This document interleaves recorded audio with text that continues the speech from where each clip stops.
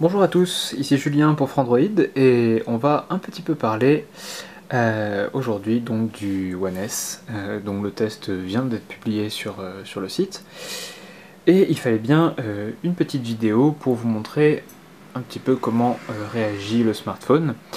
Alors voilà, comme vous pouvez le voir, c'est un smartphone très fin, moi je le trouve vraiment très classe. Il reste assez sobre et passe partout. Après vous avez, il est plutôt léger. Et ça reste un téléphone dans la gamme téléphone, comme j'appelle ça, des téléphones pour humains, c'est-à-dire hors Galaxy Note et un peu et tous les téléphones qui dépassent les 4,6 pouces. Bref, j'aime beaucoup, hein, mais c'est vrai qu'on m'a souvent dit que c'était des téléphones beaucoup trop gros pour être des téléphones. Donc là on reste dans du 4,3 pouces, avec, comme vous le voyez ici, un seul petit bout qui s'en va, hop, qui vous permet d'atteindre la micro SIM, et c'est tout. Donc pas d'NFC, pas de carte SD, ce sont sûrement des défauts pour certains, mais bon, après tout HTC a fait un produit déjà très convaincant sans ces technologies, notamment pour le NFC, qui n'est pas encore super développé en France, donc on leur pardonnera. Comme vous voyez, on arrive sur l'écran de boot, donc le lock screen. C'est un lock screen HTC Sense, c'est-à-dire que vous avez ce petit rond là qui va permettre de déverrouiller le smartphone. Comme vous voyez, il est très réactif, contrairement à d'autres modèles de la gamme qui n'avaient pas cette réactivité dès le déballage. Alors, ce qu'on peut dire, c'est que donc on a encore une fois un lock screen refait, c'est-à-dire qu'on peut activer directement certaines applications directement depuis le lock screen. Donc par exemple l'appareil photo, voilà, vous le mettez au milieu, l'appareil photo se lance et vous pouvez prendre des photos. Donc on va commencer par l'appareil photo, tenez. On a un appareil photo très complet, donc comme on le dit dans le test, des tas d'options. Je crois qu'on a un truc comme 14 menus ou 17, je sais plus, qui vous permettent de régler à peu près tout et n'importe quoi. Comme vous pouvez le voir, on a des sous-options à chaque fois. Donc par exemple, on peut simplement regarder les ajustements de l'image qui peuvent être réglés à la main. Donc on peut avoir plus d'exposition, ce qui va faire que l'image sera plus claire, un peu moins, plus de contraste, plus de saturation. On a les ISO, on a la balance des blancs, bref. On est donc sur un appareil très complet et comme vous allez le voir, qui a une fonction rafale assez impressionnante. Regardez, vous appuyez, vous laissez votre doigt appuyer, là il prend des photos. Et pour vous prouver que c'est vrai, regardez le nombre de photos qui ont été prises. En quelques secondes, on en a une bonne vingtaine.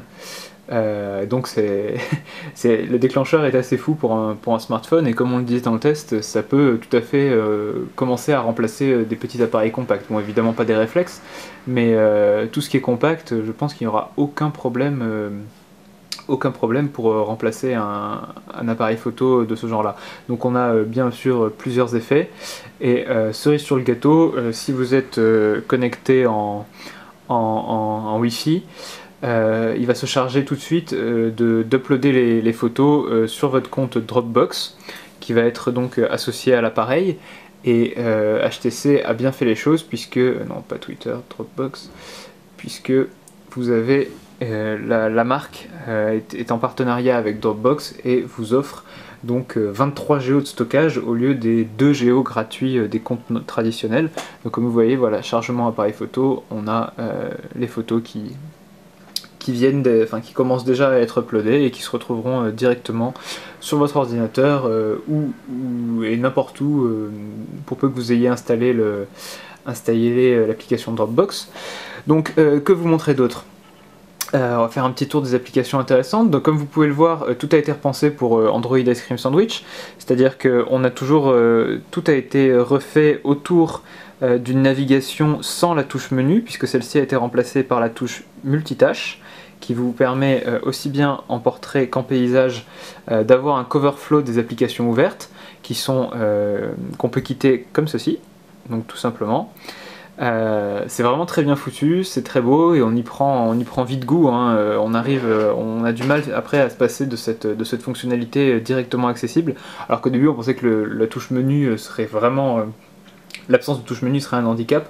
En fait pas du tout, puisque comme vous voyez, elle apparaît quand elle n'est pas proposée par l'application directement. Elle apparaît en bas comme une touche tactile et vous permet d'accéder au menu. Alors que si on prend les applications qui sont pensées directement pour le nouvel OS de Google, ont elles, comme vous voyez, la petite touche menu en haut à droite. Donc en fait c'est vraiment une très bonne idée et HTC est sur la bonne voie. Donc qu'est-ce que je peux vous montrer? Donc là on est en 3G, on va regarder internet par exemple, pour vous montrer le navigateur. Donc on lui a trouvé quelques reproches, hein. On a pu lui faire quelques reproches à ce navigateur. Notamment du côté de l'ergonomie. On trouve qu'en 2012, ne pas avoir d'onglet et toujours devoir se débrouiller avec un système de fenêtres de ce type-là, c'est quand même un peu cheap. On pourrait avoir des onglets qui sont déjà présents sur des ROM alternatives, notamment MyUI qui les propose. Comme vous pouvez le voir là, c'est assez lent, mais je pense que c'est plutôt le réseau. Si on va peut-être passer sur le Wi-Fi pour vous montrer... comment ça marche, pas le Bluetooth, le Wi-Fi, voilà. Donc comme vous avez pu le voir vite fait, les paramètres aussi ont été changés, ils ont été adaptés à Ice Cream Sandwich. Voilà. Donc là, non, on est toujours en 3G. Alors pourquoi il ne passe pas en Wi-Fi? Ça c'est l'effet démo évidemment. Récupère l'adresse IP. Ah oui, je l'ai en pris. Allez. On. Off. Bon, ça vous montre un peu comment on se déplace dans les menus sur ce nouvel appareil. Voilà. Voilà. Là, on est connecté au Wi-Fi. Oups. Donc, Internet. Voilà, on va lancer les ardoises. Donc c'est un gros Wi-Fi. Comme vous pouvez le voir, le chargement est pas instantané, mais il reste très très confortable. On a un zoom qui est un peu bizarre, c'est-à-dire que voilà, il va vous recentrer l'article. Donc il refait la mise en page lui-même. Bon, c'est pas forcément mauvais, hein, et peut-être que c'est mieux que de laisser l'appareil faire ces choses-là lui-même, mais on aurait peut-être préféré avoir un peu plus de contrôle sur ça. Voilà, parce que là par exemple il a complètement cassé la mise en page et ça peut faire des fois des choses assez horribles. Donc voilà pour le navigateur. Évidemment il lit le flash, hein, puisqu'on est sur Android. Un peu sur le clavier, alors sur le clavier je l'ai beaucoup critiqué dans le test aussi, mais à juste raison. C'est-à-dire que je trouve que ces boutons là, celui-ci là, 1, 2 et le bouton pour enlever le clavier sont vraiment placés bizarrement, ou du moins ils réagissent beaucoup trop. C'est-à-dire que quand on veut taper sur M, voilà, là j'ai tapé sur M et en fait j'ai tapé sur la touche juste au-dessous de M. Et c'est vraiment bizarre.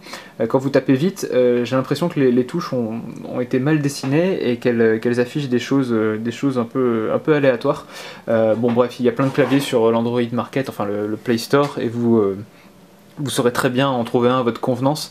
Mais pour le coup, la seule innovation qu'on peut retenir de ce clavier, c'est ces petites flèches qui sont quand même bien pratiques quand ça fonctionne évidemment, qui vous permettent de naviguer donc dans un texte. Et ça c'est quelque chose qu'Android n'a pas de base et qui est vraiment une bonne idée et qui devrait se généraliser depuis qu'on n'a plus de boutons physiques en bas des appareils. Alors, que vous montrer d'autre? Les thèmes par exemple, ils sont désormais dans une section personnalisée, donc comme il n'y a plus vraiment de thèmes, c'est plutôt un agencement des widgets. Comme vous pouvez voir là j'étais sur un thème qui s'appelait travail, mais si on passe sur un thème multimédia, celui que j'ai utilisé pour le test, on arrive à avoir une autre agencement des widgets. Donc là on va avoir mon friend stream qui va me montrer Twitter, on va avoir mes photos, les photos que j'ai prises avec l'appareil, on va avoir une autre horloge, de la musique, HTC Watch évidemment, donc le service de VOD qui est pas mal fourni, hein. Il y a pas mal de titres qui sont plutôt corrects, mais bon évidemment on reste sur on reste sur de la SD et sur des tarifs assez rédhibitoires, hein, comme on a pu le voir. Là par exemple vous voyez 13,99 € pour acheter un film en SD en version française, merci quoi.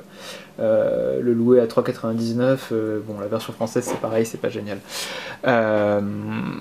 Après, donc comme vous pouvez le voir, on est sur un système Android, donc on va avoir toutes les applications Google, hein, je vais pas vous les montrer, vous les connaissez, donc on a Gmail, on a évidemment Maps qui fonctionne au demeurant très bien, hein. Quand j'étais dans le train hier, j'ai eu un fixe en 6 secondes dans un endroit tout paumé, donc ça montre bien que le GPS est plutôt bon, donc là voilà, bon je vais pas vous montrer exactement où je suis, mais je suis quand même... il m'a quand même repéré très très vite.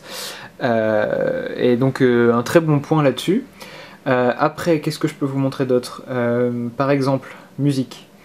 Si vous prenez Google Music, donc on va mettre un truc qu'on peut écouter.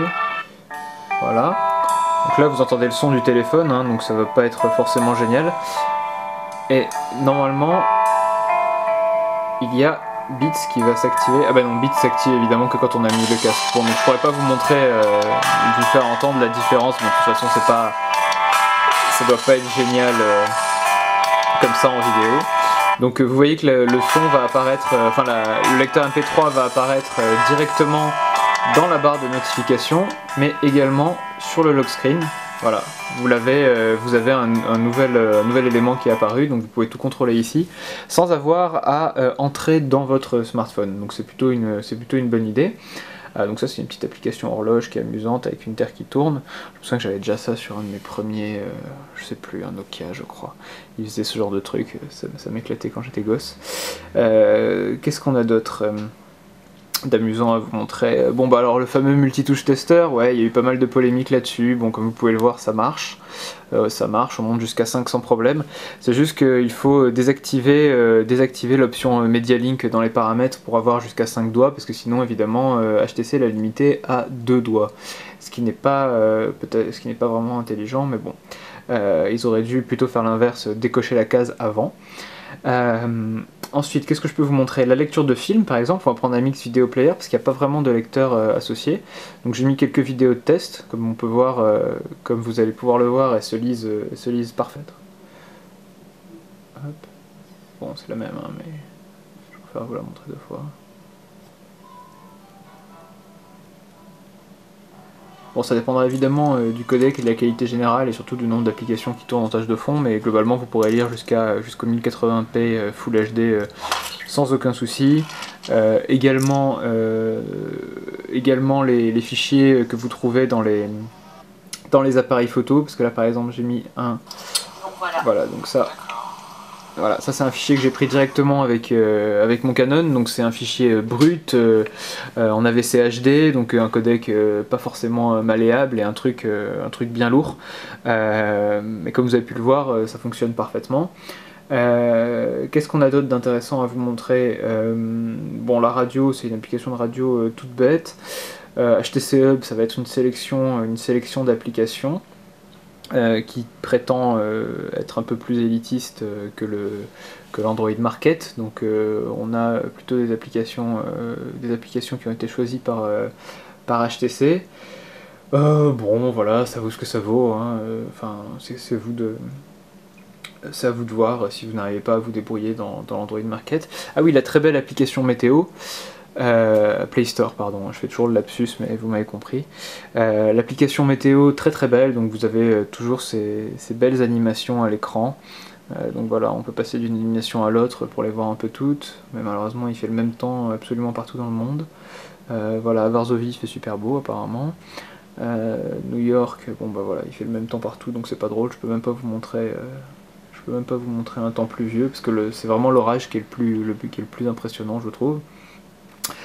Bon bah voilà, écoutez, je pense que le tour de ce petit HTC One S a été fait. C'est un excellent smartphone, hein, ça, je le dis, je le répète, le smartphone est vraiment très très très bon. Je suis assez impressionné par à la fois la fluidité, l'interface, les progrès ergonomiques par rapport à ce qu'était Android avant Android 4.0, la maturité de Sense aussi, qui est devenu une ROM très très bien finie, très bien ficelée, avec de belles innovations. On perd l'espèce de launcher arrondi ici, mais bon, à mon avis c'est pour le mieux, parce que là on a une identité plus mature, moins enfantine en fait, et on a aussi perdu tout le côté couleur acidulée de scène, c'est un peu fou, et ce caractère un peu fouillis, parce que vous pouviez avoir par exemple plusieurs manières d'arriver aux mêmes applications, etc. Tout ça c'était des défauts qu'on pouvait trouver sur Sense avant, et maintenant ils sont bel et bien partis. Voilà. Donc pas grand chose à vous montrer d'autre, si ce n'est peut-être l'appareil photo. Alors oui, j'avais pris une petite vidéo, on m'avait demandé de la montrer, une petite vidéo, donc on va la lire avec la galerie, comme ça je vais pouvoir la montrer, parce que la galerie ne lit pas grand chose, mais elle lit quand même les vidéos qu'on prend. Non, pas celle-là, toutes les vidéos, voilà. Voilà, donc j'ai pris une vidéo qui fait volontairement un focus bizarre. Donc le son n'est pas très bon, hein, mais bon, ça reste un son pris par un portable. Comme vous pouvez voir, le focus change très très vite, et j'ai trouvé ça assez impressionnant pour un smartphone de pouvoir changer de focus aussi rapidement sur un sujet en mouvement très rapide. Donc j'ai fait dans un TGV, j'ai mis ma main devant pour montrer la différence.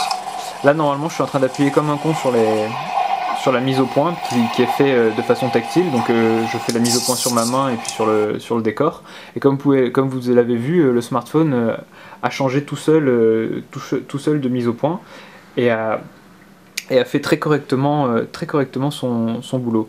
Donc encore une fois, un bon point, hein, même si la vidéo, ça reste plutôt de la vidéo d'appoint. L'appareil photo, on a commencé sur l'appareil photo, on va conclure sur la caméra. Comme vous pouvez voir, donc là je filme, et en fait vous pouvez faire la mise au point à la volée. Bon, peut-être pas pouvoir mettre au point sur quelque chose d'aussi proche. Et voilà, là il a complètement ajusté sur ma main, et on voit bien que derrière c'est flou. Donc oui, la caméra de ce One S est vraiment, vraiment cool, et pourra vous dépanner dans des situations week-end, entre potes, etc. Voilà, écoutez, je pense qu'on a fait un petit tour du téléphone et des choses qu'il y avait à montrer en vidéo. Je passe sur les SMS, les appels, etc. hein, ça a rien d'exceptionnel, et c'est peut-être pas pertinent à voir en mouvement. Voilà. Après, pour plus de détails, évidemment, je vous renvoie au test du smartphone disponible sur Frandroid, et qui a été écrit ce matin, qui a été publié plutôt ce matin. Donc voilà, je vous invite à le lire. À bientôt.